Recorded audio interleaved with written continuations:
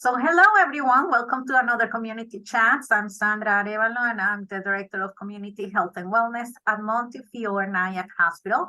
Today, we're celebrating belated Happy Registered Dietitians Month. That was yesterday. And we're celebrating National Nutrition Month because it's every year in the month of March. So today we're going to be doing something different, and I thought that it was a good idea to have dietitians joining us and just, sharing nutrition tips of what we think is the most important people should be doing. So this is basically like free advice for everyone with what we think, it's key for people to know to live and eat and healthier, and if you're healthier, you're happier, obviously, because you feel good, right? So let's start talking about that. Full disclosure, you might already know I'm a registered dietitian. So of course, this is like my favorite month, my favorite topic, my favorite people. But it's not about me. It's about all of us. So thank you for being here today and for joining us. And why don't we just start with a round of introductions? So I'm just gonna go by the order in my screen. Denise, do you want to start? Sure, great. Thanks for having me, Sandra. And my name is Denise Roma. I am a registered dietitian nutritionist as well as a specialist in diabetes education. I work here with Sandra in the Community Health and Wellness Department. And I'm excited for this. Nutrition Month is our month to share all our little secrets with our audience, how they can live their best life. So thanks for having me. And are they secrets? Not really, right? Because we love talking about this and we always tell people, what to do, which is not the best thing, but we like doing that. So Merced, you're next in my screen. Thank you so much, Sandra. Thank you for inviting me. My name is Merced Vega. I'm also a registered dietitian. I'm working in the South Bronx at the Bronx Health Collective. So very excited to be here and to just, again, talk all about all the things that we love to do and things that could just make it a little bit easier to live a healthier life. And I have to say, Merced is doing a wonderful job in South Bronx. I've known her since she was a student. So we go many years back, and it's great to have you, Merced, and the fact that you are a registered dietitian now and you're doing such great work. It's really, makes me really proud. Thank you for being here. Thank you. Michelle. I think I'm next, Sandra, right? Okay, just I'm looking at the squares. My name is Michelle Kleiman. I work for the Rockland County Department of Health, and I am a registered dietitian nutritionist. And I'm also certified, like the rest of us are, for the New York State Education Department. We have a special certification in New York. And I am also a certified lactation counselor. That's very nice. And I have to say, Michelle is key to everything nutrition here in Rockland. And it's great to partner with Michelle in many different things that we do here in the community. So thank you for everything that you do as well. And a little bit about my RD background. So I'm a registered dietitian nutritionist, and I'm also a certified diabetes educator, certified lactation counselor. And, even though I don't see many patients lately, it's like once you're a dietitian forever. And I'm still a foodie, and I love food, and I love talking about food, and everything has to do with food. And so thank you so much. And let's start into business. So I don't know who wants to start. What do you think? And the topic of the day is, what do you think that people really need to know, to eat healthy? What's like your favorite tip to give to people when you talk to people about what it is to eat healthy and how they should be eating healthy? So Denise, do you want to start? Sure. So let's see, I have many tips I feel that, we can share with our audience today, but I do think one tip that I feel is really important for people to be successful at eating healthy is planning, right? Those of us who eat healthy, it doesn't just happen. we start with a plan. And, you know, part of that plan might be on your day off, thinking about the upcoming week and how many days are there in the week that you want to have some meals at home. And, you know, you have to create a list, so to speak, right? What's the menu going to be for the week? What are you and your family going to have? And then you have to make a food list, right? Because if you're going to make certain recipes, you have to make sure these foods are in the house. And so it's always a good idea, I think, to do this on your day off. I like to also go on different sites like Pinterest and look for some new fun recipes, because if you get excited about trying a new recipe, I feel that that can inspire you. And so all those things I think are key, you know, thinking of the week, making a plan, creating a food shopping list, making sure you have time to get to the store, right? You can't wait to do these things when you're driving home from work, right? Because we're tired at the end of the day. It might be easier to just drive through and pick up takeout if that's the case. So those are my tips. Make a plan, be prepared, do as many things ahead that you can. Maybe you can prep some of those recipe ingredients on your day off. This way, you know, when you're actually preparing, you can do it much quicker, much easier. And that's some of my tips. So let's see what the rest of the group has to say. Thank you, Denise. And let me introduce Rosemary Lopez, who's another registered dietitian. So Rosemary, we did introductions just a minute earlier. So if you just want to tell us where you're joining us from, what you do, your specialty. Yeah, of course. Thank you so much for inviting me. My name is Rosemary Lopez. I am located in Bronx, New York, and I work at New York Health and Hospital's Jacobi Hospital. There is a lifestyle medicine program that's been expanded. So I'm very thankful to have that position. I help promote plant-based eating in a variety of ways, and that's what I do. So thank you for inviting me, and being here with you all is a pleasure.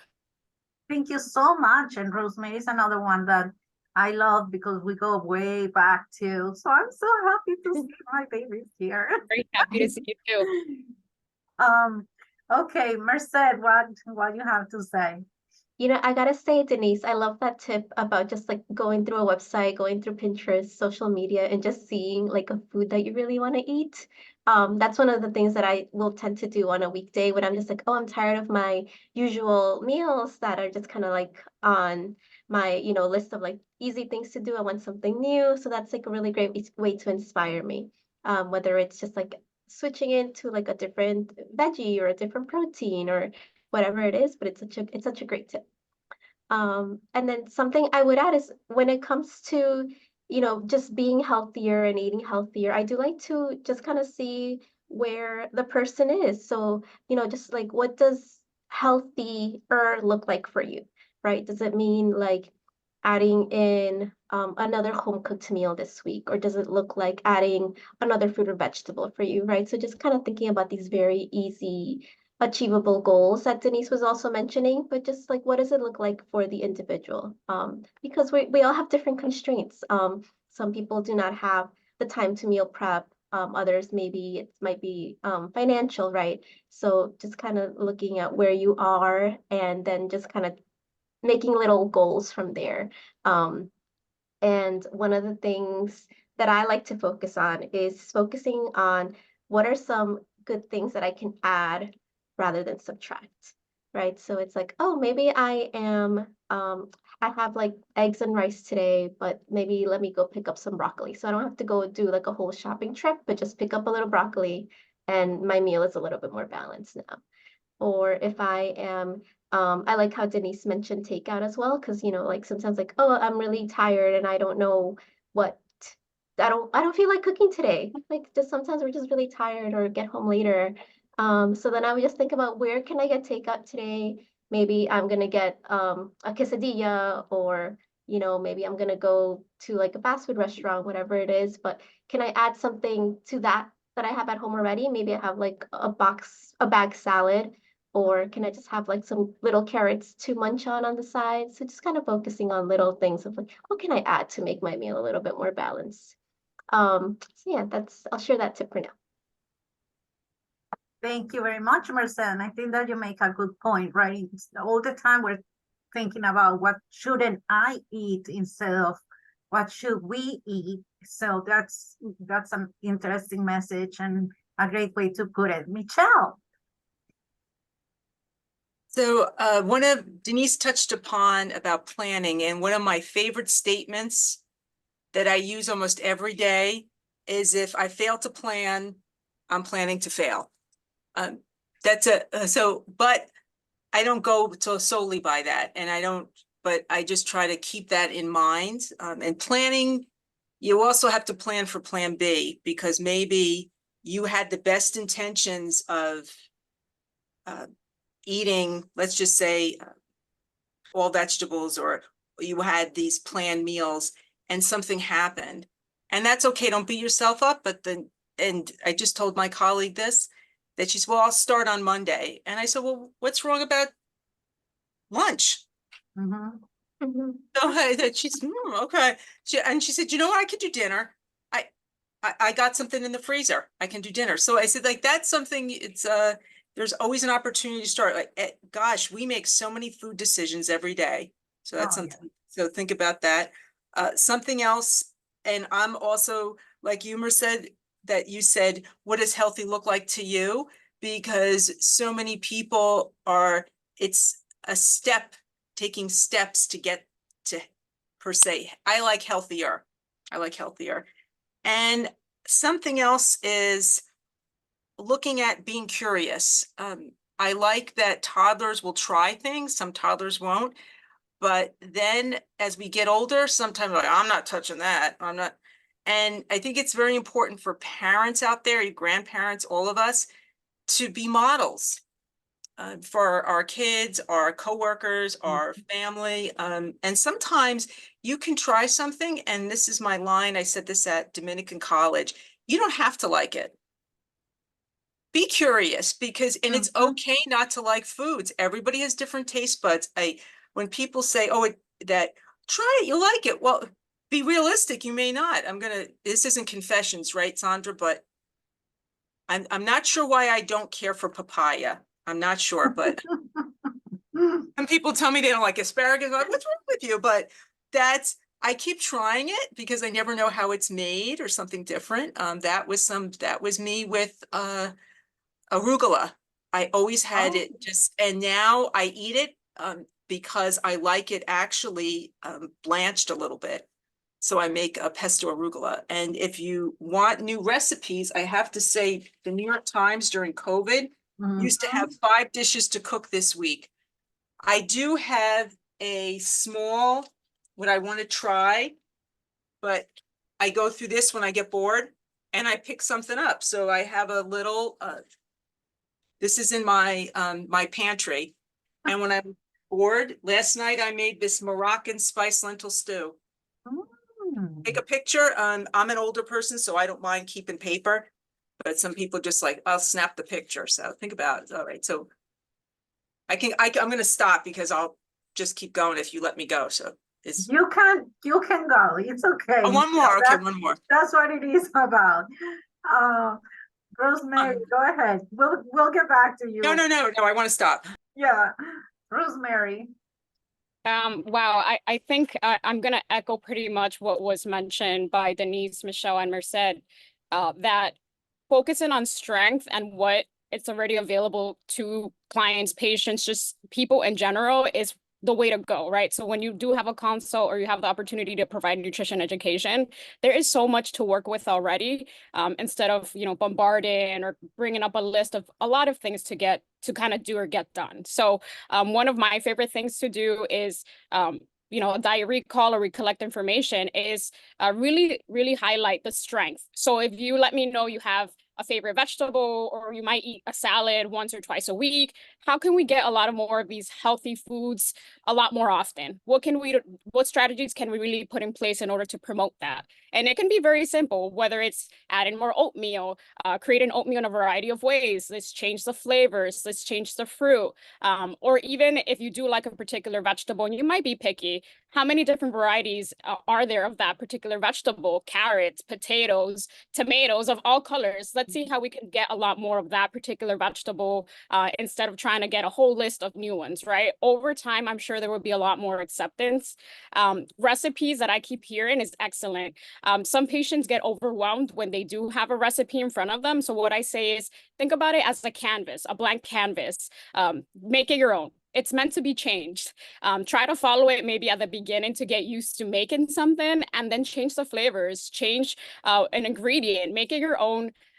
It's very true that food is so personal, and yes, there is a sensitivity component to it.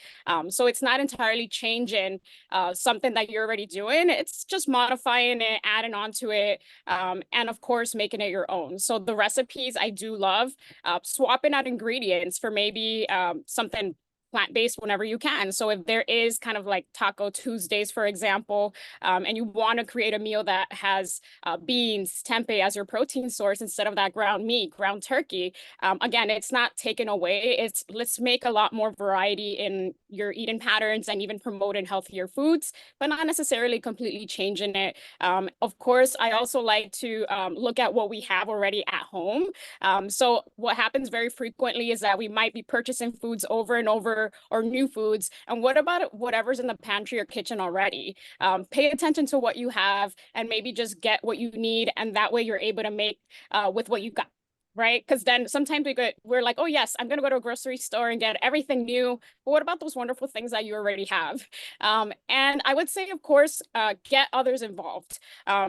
Absolutely, if you're able to kind of share what you're learning and share healthy eating with others, whether it's family, friends, when you go outside, when you're invited somewhere, try to promote that. I would say a support system is also very necessary. You don't want to feel secluded with a lot of the choices that you're making, because, you know, they're healthy for you and might be healthy for others. So you absolutely want to make kind of a support system around you in order to help promoting that and really be in an environment that's very kind of healthy overall, and everybody's kind of a part of it, right? We all like to be with people, be very social.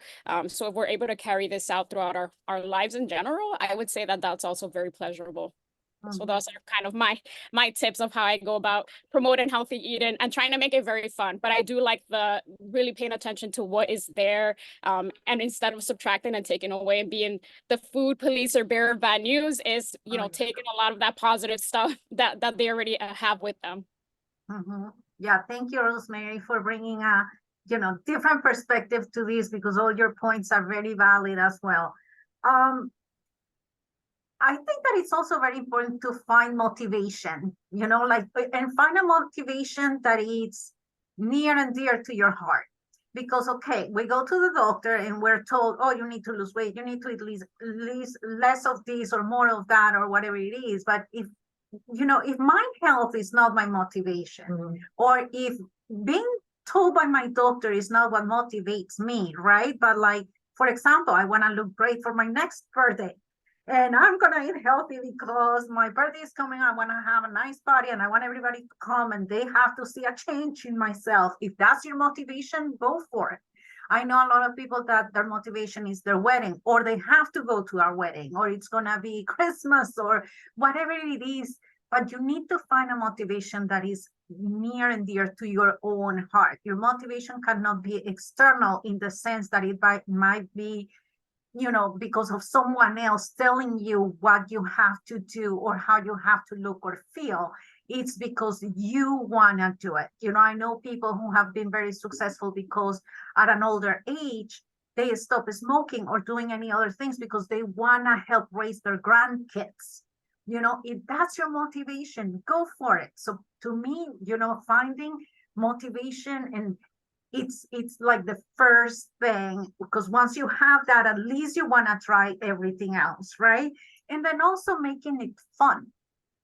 Why fun? Because it's like, if I hate eating a spinach, but I was told that a spinach is good for me, and I gag every time I eat a spinach, come on, I'm gonna do it twice, maybe 3 times if I'm really, killing myself there. But you cannot do that. You need to find something that really gets your attention. If pizza is my favorite food and I want to keep eating pizza, then I just, as Merced said, add vegetables to the pizza. Don't cut the pizza out of the picture just because, you know, or like me, I have to say, since it's confessions time, I love burgers. I do. And the bigger, the better, to be honest with you. But, you know, how can you make them bigger? More lettuce, more tomatoes, more pickles, you know, like I even put shredded carrots there, whatever. But it's like you need to make it fun for yourself. If you enjoy it, you're gonna be continuing to do it. But if you don't, it's not gonna work. Or like Michelle said, you know, try different recipes. If the recipes are fun for you, or you can change the ingredients and personalize those recipes, like Rosemary said, you know, now it's getting fun. But yeah, I don't think if it's not fun, it's not gonna work. That I know for sure. And then try foods different ways. You know, like I'm gonna tell you a story. Eggplant. Eggplant is purple. Purple is not my favorite color. It makes me think of Catholic Church. I'm Catholic, so I can say it. And I never grew up with eggplant, and so eggplant is not really my thing. However, once I was with a group of friends and they brought this nice pizza that had some slices of something on top, and I was like, oh my God, this is really good. What is this? And when they said eggplant, I was like, what? How can eggplant taste this good on pizza? It's the only way I can eat eggplant. But I can eat eggplant. Why? Because I was able to try on a different way. I don't like the eggplant when you make it like saute or like, what's eggplant parm? I don't like that, but put it on a pizza, I'll eat it. So my message here is you need to try things different ways until you find, and Michelle, I see you're saying that's beats on my husband. Yeah, exactly. So there are just some things that are like, no, right? But another story, my mom, when I was growing up, used to make us cream of spinach soup. And I have to say, to this day, don't give me that. If you invite me to your house, you serve cream of spinach, I'm leaving, okay? Because I'm not eating it. I hate cream of spinach, and I can say I really hate it. So one time I was having a salad, and it was the most delicious salad. And I'm like, wow, these greens look different. And when I was told that was baby spinach, I almost fainted. I was like, wait, what? Can spinach really taste like this? You know, so I always say, when you don't like something, it's not the food, it's the recipe. So, you know, you should give foods a chance and try different ways. And maybe you're going to find a way that you like it. Now I love spinach. Let me tell you, I eat spinach every single way except cream of spinach. Okay, don't even try. No, I can't. So if you make it, and that's another way of making it fun, right? Like trying things different ways until you find a way that agrees with you. It has to agree with you, otherwise it's going to be very, very hard. So my next question is, for a lot of people, it's very difficult to make changes in general, behavioral changes, but also dietary changes. And dietary changes is something that, you know, unfortunately we all have to make because nobody eats perfect. So when you come across people that are having trouble, how do you manage that? Like, what recommendations do you give? What would you say to somebody who's really having trouble changing their eating habits? Go ahead, Denise. So it's a good topic because I think and I think all of us in this group can relate to this, right? Because we're always trying to encourage people to eat better, exercise more. And I think that a lot of times people try to do too many things all at once. Mm-hmm. You know, by the time they come to us, they've been told maybe they have certain health issues. And so they come to us thinking that they have to eat a perfect breakfast, lunch, and dinner, and they need to exercise 7 days a week. And so I think our role as their coach or their dietitian or their nutritionist is to kind of narrow it down, right? And through some probing questions, maybe we can get that person to work on breakfast to start, right? Maybe if they're used to eating, a rather unhealthy breakfast, maybe we can help them design a few ideas, things that are going to work within their culture, within their lifestyle. And, as we all know, when you are successful doing something, that builds more success versus, if we say we're going to try and eat, perfect 7 days a week, every single meal, it's not doable, especially for someone who needs to make changes. So I think if we break it down, encourage people to make small, achievable goals, and those of us, we all know the acronym SMART goals, specific, measurable, achievable, let's see if I get them all, realistic, time bound. And I think if we can work with people with that, they'll be more successful. We know that. And so that's my tip, break it down, make it achievable, make it more simple, have people work on one thing at a time and then build upon that. Thank you very much, Denise. I think you're right on point. Does any of you would like to add to that?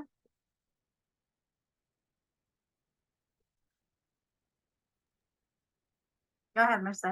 Yeah, no, something that I was thinking about also is, like identifying the barriers. What's making it so difficult for that person to make a change? Is it, and it just kind of goes to my first point, right? Like, is it the lack of time? Is it because you have to cook for so many people and you can't make a meal just for yourself?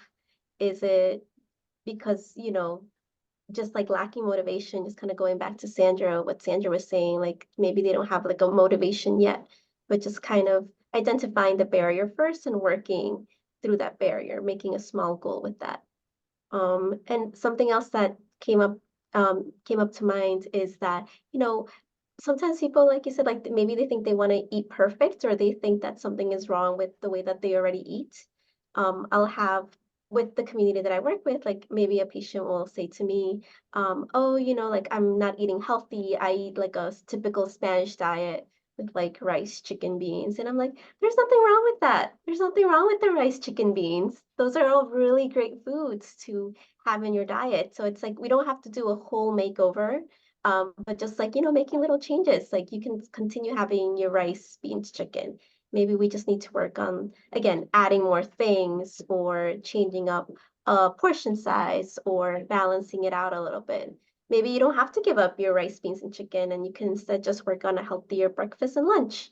Or just maybe we need to work on like having regular meals if you're skipping meals, right? So it really depends on what the barrier is, and then we can coach through that and helping them work through that.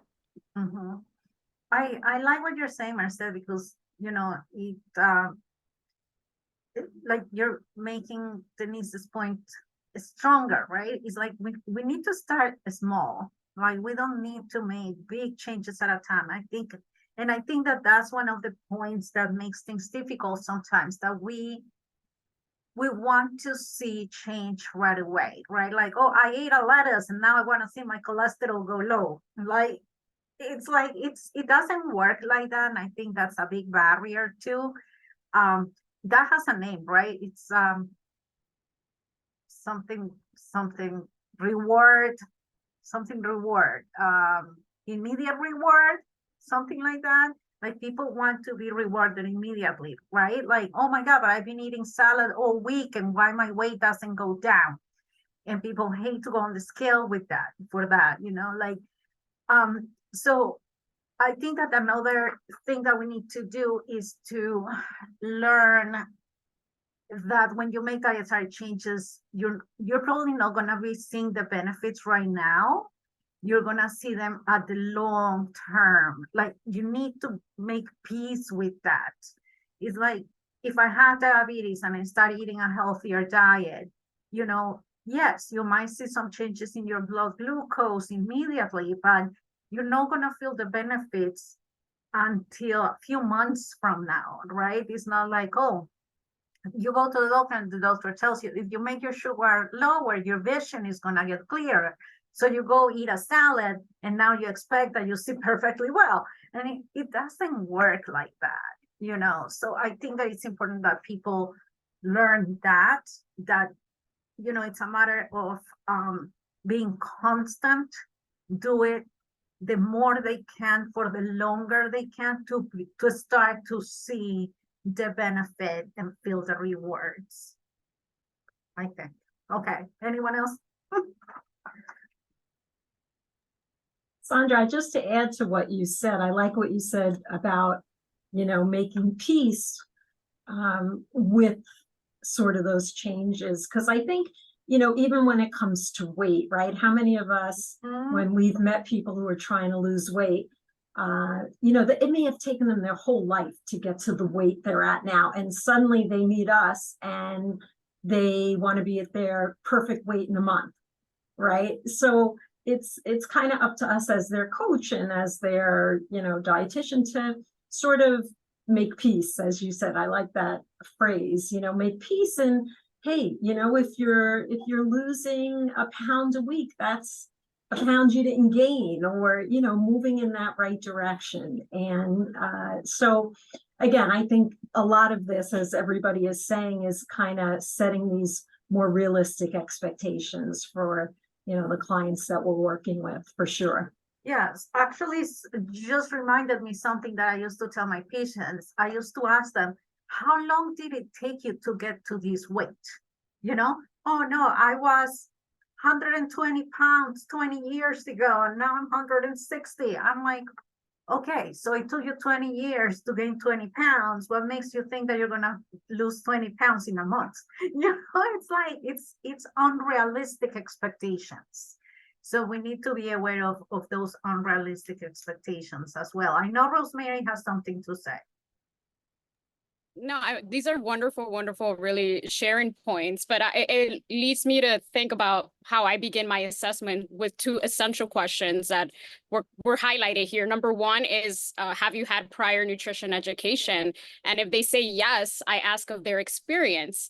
Once they're in your office, right, it's your turn to really, you know, lights, camera, action, and for you to really be a kind of that new perspective for them.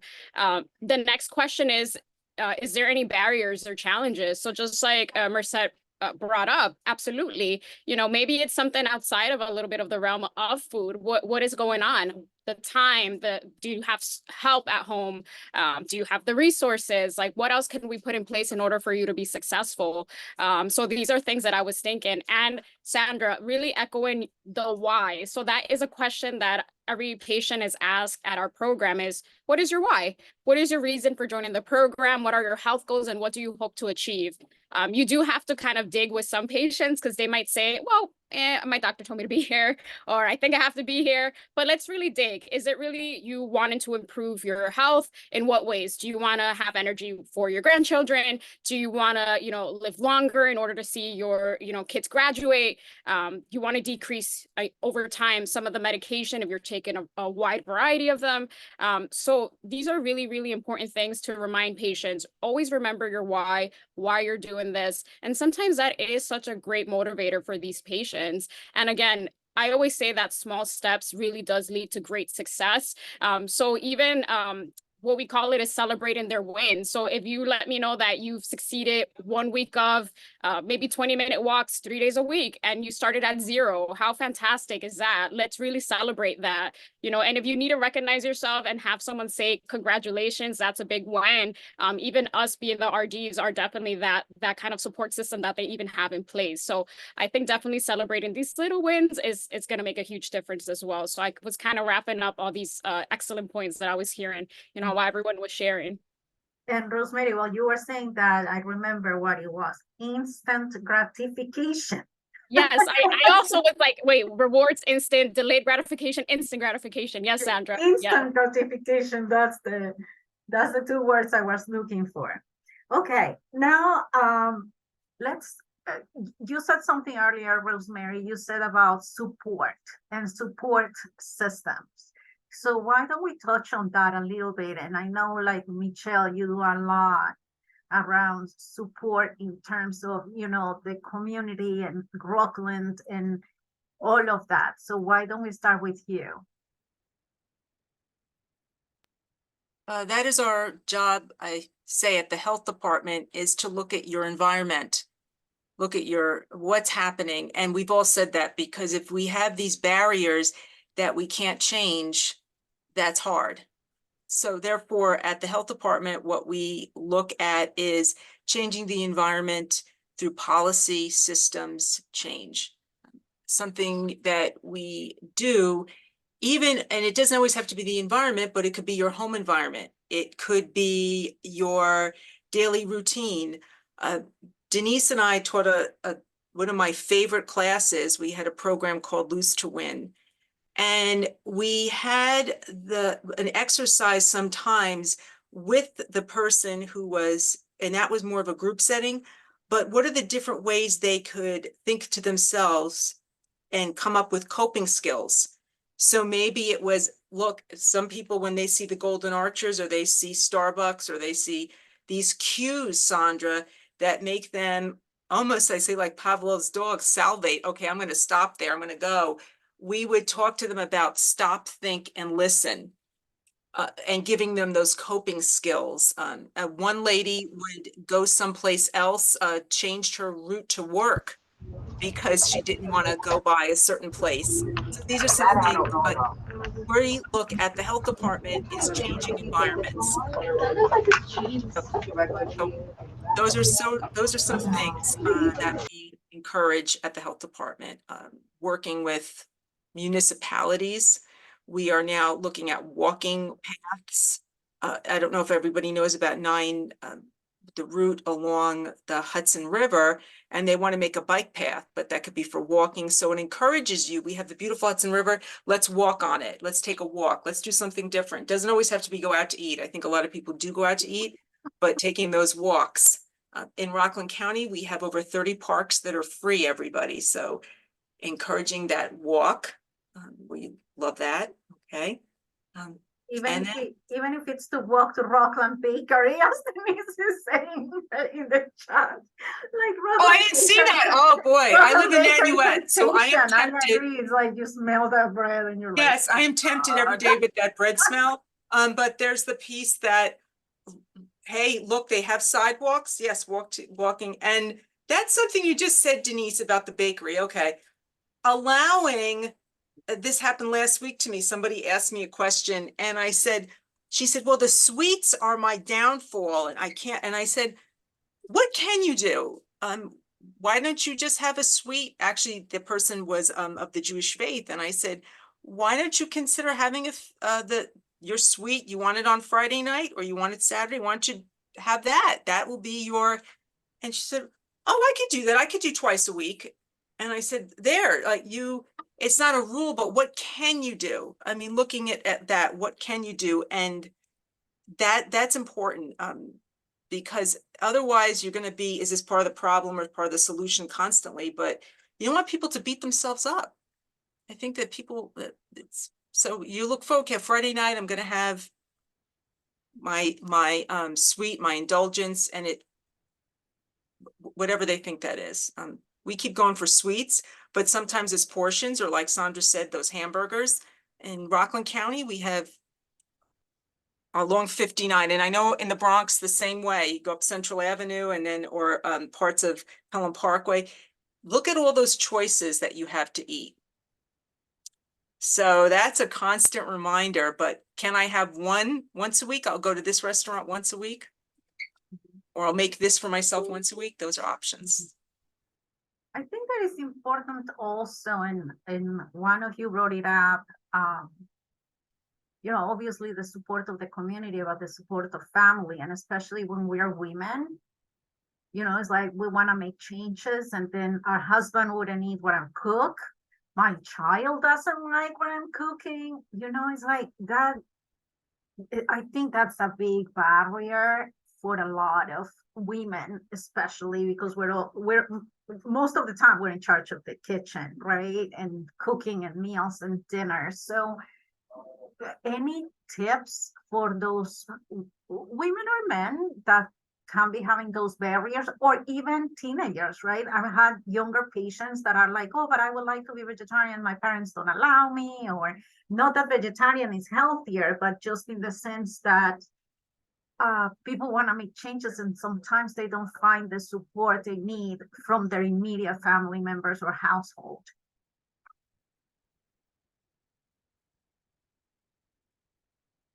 So I'll jump in on that, Sandra.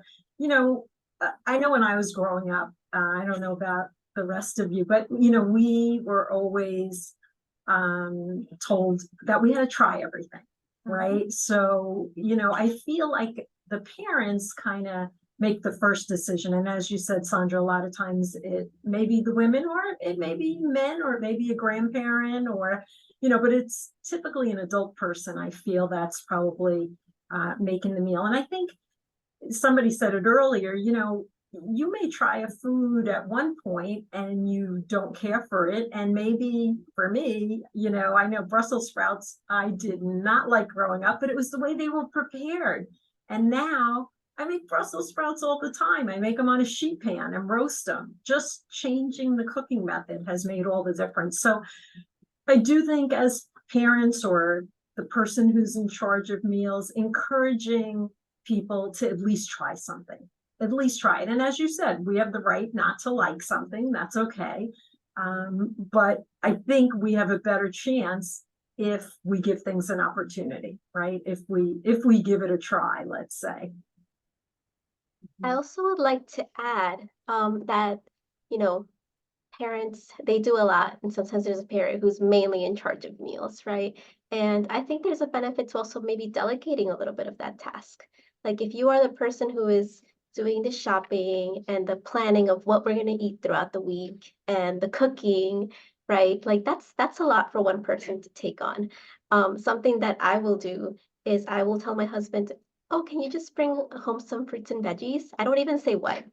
I just say bring some fruits and veggies, and you know, I'll see that they'll bring the fruits and veggies that they like. So they're like, oh, they'll bring some apples, some oranges. I'm like, great. So those are the ones that they like. They'll bring broccoli because that's his favorite thing to cook, broccoli. So it just kind of gives me a little break from having to do all the planning, and then I can plan around what I have already, which is a tip that Rosemary pointed out earlier.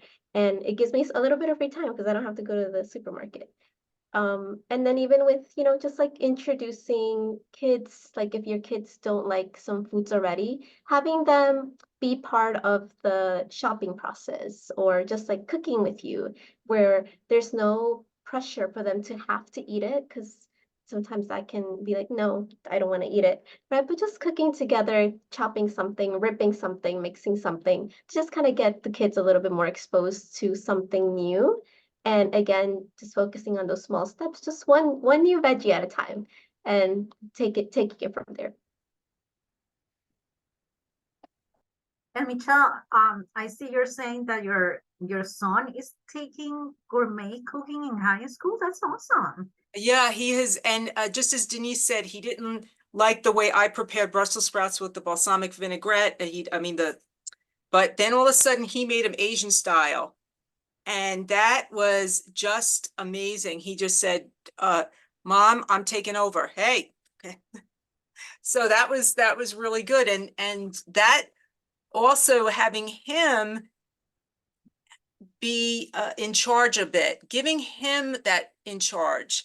So that's something, even little, even maybe a 10-year-old, 12-year-old, hey, this is a great opportunity, especially this month, is to think about National Nutrition Month. You want to plan dinner? Give me an idea. And sometimes when you put it's an empowerment, when you've given them that idea, okay, I could do that. Even my husband with the, I'm laughing with the beets, but now he was a little bit different, but a lot of people, if you give them that opportunity, he'll do the grilled chicken. He's very happy with steamed vegetables. And now we're very into make your own sweet potatoes, the roasted sweet potatoes. And I did want to talk about something at the health department. We're doing fruit and veggie month. And this month is March, and we're going with our childcare programs. eggplants and blueberries, just to have parents try them, but they're trying them at the childcare programs through Childcare Resources of Rockland. And next month, Sandra, is spinach. That is the veggie of the month. And then in May, it's peaches and corn, pears, so these are, I should put it in the chat, because at the childcare programs, they're doing it. And then we were hoping that they will, the kids will go home and tell their mom and dad, oh, I had corn today, or I had blueberries, or we're going to be making smoothies at West Street Childcare next week. Blueberry And smoothies. can you send me that flyer, Michelle? I would Yeah. love to add it to, like my community events newsletter, like to be there so that everybody can print it and have it at home. That'll be nice. Thank you. Thank you. Anyone else? I just really, really love what the words that I'm hearing. Empowerment is such a strong word. And I think just having people, again, just like Merced say, having them have a role is important. You know, when one sole person has the responsibility of food shopping, food preparation, making the meals for different people, just like Sandra mentioned, sometimes the kid wants something different. Sometimes the husband wants something different. And then maybe, you know, mom is left with what's left over, or maybe she's just picking at different things because she's so busy. Everyone for being part of the process and the household is so important. And that way, even they start to explore on their own, and maybe, who knows, they'll run with it. Just like Michelle mentioned, how absolutely kind of astonishing to know that these kids do have kind of that power in them to run with it and continue those building those skills of not only creating healthy meals, but like just knowing that they have the capability and also the ability to do that. So absolutely, that was wonderful to hear. Well, thank you so much for that. And then we only have a few minutes left, so let's wrap up with a different question. What else does a dietitian do? Because I feel that a lot of people, when they think dietitian is obesity, diet, lose weight, done. So what else do you do either in your work or, other dietitians do that people might not know about? So why don't we start reverse? Rosemary, you will go first. Wow. What does a dietitian not do? I feel like we have so many superpowers. Okay, well, we also run groups. We do community education. So we do like to be out and about, whether it's in person, right now as we're doing so many things, write books, to research, collaborate. We also love working with each other and networking in order to build up on our own skills as well. We love learning. So there's just a list of so many things that we're able to do. But most of all, we all have that passion and love for nutrition. And we pretty much do whatever it takes to get that message out there. So I'll stop there because I can keep going. But definitely, I'm looking forward to hearing the responses to this as well. Yeah. Merced, do you want to be next?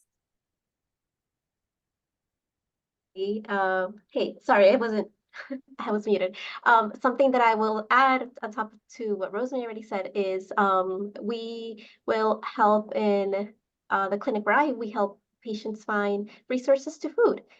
That's also another thing. Sometimes, having food is maybe the main problem. So we need to, in order to make all these recipes and have all these meals, we need to get food. So that's one of the things that we do here. Thank you, Michelle. I just was putting this in the chat because Oh, you're muted. You're muted. I had to read to the kids at West Haverstraw Elementary School all about a nutrition story. And then we talked about, what does a nutritionist do? And they knew, but then I said, did you know that the Kansas City Chiefs has a nutritionist? Because I had met her last week. And they just, oh, and I said, why would a sports team need a dietitian? Why would they need a nutritionist? And they actually said, oh, because they have to take care of themselves. They have to run fast. So they looked at it because that was a hot topic with them, is the sports. So like sometimes you have to know your audience. But I think you'd always want us on your side. You always want us, you want us on your side. So we're good for when you're keeping you healthy, when you get sick, when you're doing sports, when you want to just, I said, be healthier. We're there. When you want to go food shopping, we can come. Think of us in your head. We're very good friends. Yes, yes. Everywhere. We're everywhere. And I think it's funny when you go someplace and people like just confess to you about what's going on. They say, oh, this is, and you're, but they'll tell you something, and I think you wouldn't say that to the cardiologist, but you're telling me. So I crack up sometimes. They give you too much information. Yeah. But it is. We're always good to have. We're always good. Denise. Yeah, I was going to add, I think Michelle started to say it, but in the supermarket, dietitians are now employed in, I'm not going to say any of the names, but many supermarkets. So if you're shopping, I know in the Bronx, in Westchester, in Rockland, you know, look for that little office where you see the dietitian, and they do great things. They do cooking classes. They'll take you around the store and give you some ideas. They have lots of recipe cards to inspire you. I know our local store, I often go and look because they have products listed. They put them out on a shelf, and they're things maybe you never thought of. And so I think it's a great resource, and it's free, and it's available to all of us. Yes. And, you know, I also feel that dietitians can really, I mean, you can find dietitians in different positions and you would never know they're dietitians, right? And dietitians work with newborns to people over 100 years old. They work with people with gastrointestinal issues and cancer and anemias and picky eaters and some things that you might not even think, like dialysis, right? It's like, oh, you might think like, well, what does dialysis have to do with food? Well, it does in a way, and that's why we have dietitians who work in dialysis, and obviously food service and administration and public health and schools, right? So it's a little bit of everything. You know what? I probably we're running out of time. We have 2 minutes left, but as I like to say, it's like everyone is our client because everybody eats. You know, it's like if you eat, you have a way and you have a reason to meet a dietitian, and everybody eats, even if it's via tube, right? You can be tube fed, you can be IV fed, whatever it is. But if you eat and you need food, you need a dietitian in your life. So 12:59, thank you so much. I really, really had fun doing this today. I want now March to be March all year round, and nutrition year be here. And oh, that sounds nice. Nutrition year be here. We could probably start that. So thank you so much for joining us. I love you all. Thank you for making my day. And thank you especially for the great job that you guys do. Seriously, every single day, changing lives of people, you know, from very small changes to great outcomes. So thank you, all of our attendees, and I'll see you soon. Can Denise tell her joke? Oh yeah, go ahead. Okay, I have a really cute, quick one, because we know laughter is the best medicine. So what is a little bear with no teeth called? A little bear with no teeth. What do we call him? A gummy bear. Okay. Thank you for that. What kind of bar does the salad like to, what kind of bar does the broccoli like to go to? A salad bar. Yes, I said that. Oh, the salad bar. You gave us the answer. I know, I didn't realize. I got so excited because I heard another joke. I mean, okay. Well, and dietitians have a good sense of humor. There you go. I'll see you next week. Thank We're you. gonna be doing what you know about cervical health. So please be there 12 o'clock next week. Thank you, everyone. Bye bye. Thank you. Thank you. Bye.